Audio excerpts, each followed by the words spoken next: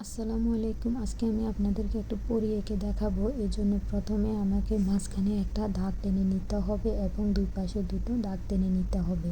এরপর উপরে দুটো ডানার মতো করে এঁকে নিব। তারপর সাইডে দুটো দাগ টেনে নিব। এরপর আমি গলার শেপ এঁকে নেব। গলার শেপ আঁকার পরে আমি একটা মাথা এঁকে নেব। মাথার উপরে একটা জুটি এঁকে নেব। এরপর আমি চুলোর মতো করে এঁকে নেব এবং কালো কালার করে নেব।